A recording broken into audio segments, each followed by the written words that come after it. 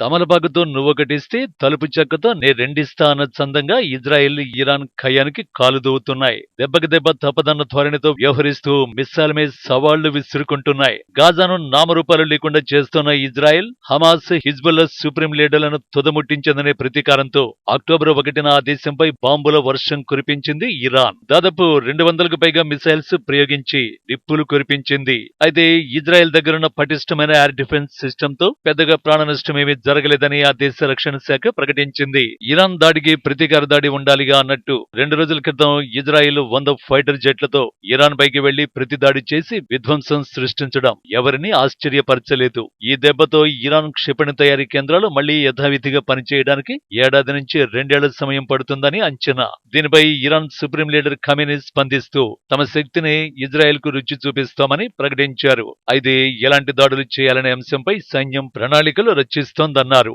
ఈ నేపథ్యంలో రెండు దేశాల మధ్య పూర్తిస్థాయి యుద్ధం జరిగే ప్రమాదం ఉందా? ఈ ఆందోళన చాలా మందిలో వ్యక్తమవుతోంది. గత ఏడాది అక్టోబర్ 7న ఇజ్రాయెల్ పై హమాస్ దాడితో మొదలైన యుద్ధం ఇప్పటికీ పశ్చిమాసియాలో మంటలు పుట్టిస్తూనే ఉంది. ముఖ్యంగా ఇజ్రాయెల్ ఇరాన్ మధ్య వార్తో ఎప్పుడు ఏం జరుగుతుందనే టెన్షన్ నెలకొంది. తాము ఏకకాలంలో 7 శత్రువులతో పోరాడుతున్నామని ఇజ్రాయెల్ ప్రధాని బెంజమిన్ నెతన్యాహు కొద్ది రోజుల క్రితమే అన్నారు. ఆ 7 శత్రువులు గాజాలో హమాస్, లెబనాన్లో హిజ్బుల్లా, యెమెన్లో హౌతీలు, వెస్ట్ బ్యాంకులో ఉగ్రవాదులు, ఇరాన్, ఇరాక్, సిరియాలకు చెందిన షియా మిలిటెంట్లు. వారిలో హిజ్బుల్లా, హౌతీ, షియా మిలిటెంట్లు ఇరాన్ ప్రాక్సీలే.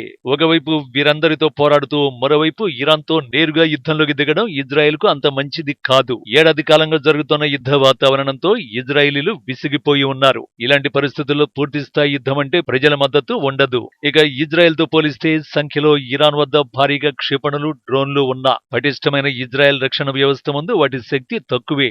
అక్టోబర్ 1న జరిపిన దాడితోనే ఇరాన్ కు ఆ విషయం అర్థమైంది. కాబట్టి రెండు దేశాలు ఇలాగే అప్పుడప్పుడు ప్రతీకార దాడులతో సరిపెట్టే అవకాశం ఉందని అంచనా. అలాగని పూర్తిస్థాయి యుద్ధం జరిగే ప్రమాదాన్ని కొట్టిపారేయలేం. అదే జరిగితే అందులో ఎవరు గెలిచే అవకాశం ఉంది, ఎవరి బలగం ఎంత పరిశీలిస్తే 2000 కిలోమీటర్ల దూరంలోని లక్ష్యాలపైన దాడులు చేయగలిగే క్షిపణులు ఇరాన్ వద్ద 3500 దాకా ఉన్నాయి. అందులో కొన్ని 500 కిలోల బరువున్న ఆయుధాలను కూడా మోసుకెళ్లగలవు. ఇటీవలే ఫతా పేరుతో హైపర్సోనిక్ క్షిపణులను కూడా రంగంలోకి దించింది. వేల సంఖ్యలో డ్రోన్లను కూడా అభివృద్ధి చేసుకుంది. ఇరాన్ క్షిపణుల్లో చాలా వరకు ఇజ్రాయెల్లోని వివిధ ప్రాంతాలపై దాడులు చేయగల సామర్థ్యం ఉన్నవి. మరోవైపు ఇజ్రాయెల్ వద్ద 4800 నుంచి 6500 కిలోమీటర్ల దూరంలోని లక్ష్యాలు సైతం ఛేదించగల అత్యంత అధునాతనమైన శక్తివంతమైన క్షిపణులు ఉన్నాయి. ఇజ్రాయెల్ వద్ద ఉన్న హైరాన్ డ్రోన్లు నిరంతరాయంగా 30 గంటల పాటు ప్రయాణించగలవు. ఇజ్రాయెల్ వద్ద 90 న్యూక్లియర్ వార్ హెడ్స్ ఉన్నట్టు సమాచారం.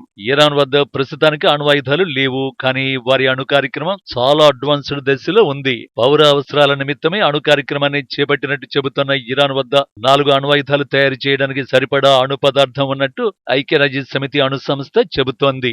అయితే అణ్వాయుధాల తయారీకి అవసరమైన పరిజ్ఞానం తమ వద్ద ఉందని, జనహరణ ఆయుధాలను తయారు చేయబోమన్న తమ వైఖరిని అవసరమైతే ఏ క్షణమైనా మార్చుకుంటామని ఇరాన్ ఇటీవలి కాలంలో హెచ్చరించడం గమనార్హం. ప్రపంచంలోనే అత్యంత శక్తివంతమైన గగనతల రక్షణ వ్యవస్థల్ని కలిగి ఉన్న దేశం ఇజ్రాయెల్. ఆ దేశ ఐరన్ డోమ్, డేవిడ్ సిస్లింగ్, ఆరో వ్యవస్థల సత్తా గురించి ప్రపంచం మొత్తానికి తెలుసు. గతంలో ఇరాన్ కురిపించిన క్షిపణులు, డ్రోన్ల వర్షాన్ని ఇజ్రాయెల్ వీటి ద్వారానే సమర్థంగా ఎదుర్కొంది. ఇక ఇరాన్ విషయానికి వస్తే ఆ దేశం రష్యన్లు రూపొందించిన S-200, S-300 తో పాటు స్థానికంగా అభివృద్ధి చేసుకున్న పవర్ 373లపై ఆధారపడింది. కానీ తాజా దాడితో ఇజ్రాయెల్ ఆ వ్యవస్థల్ని ఛేదించి మరి ఇరాన్ కు తీవ్ర నష్టం వాటిల్లేలా చేయగలిగింది.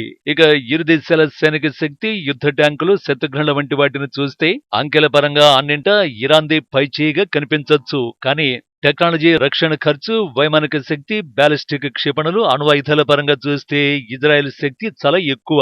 2000 కిలోమీటర్లకు పైగా దూరంలో ఉన్న ఈ రెండు దేశాల సైన్యాలు తలపడ్డం కల్లా. ఇక మిగిలింది వైమానిక క్షిపణి దాడులే. ఆ విషయంలో ఇజ్రాయెల్ కు స్పష్టమైన ఆధిక్యం ఉంది. ఇరాన్ వద్ద F-4, F-14, సుఖోయ్ 24, MiG-29S యుద్ధ విమానాలు ఉన్నాయి. వీటిలో F-4, F-14, సుఖోయ్ 24 యుద్ధ విమానాలు చాలా పాతవి. వాటితో పోలిస్తే ఇజ్రాయెల్ వద్ద అత్యంత అధునాతనమైన F-15, F-16, F-35లు ఉన్నాయి. కాబట్టి ఇరాన్ ఆచితూచి స్పందిస్తుందని ఆశించొచ్చు.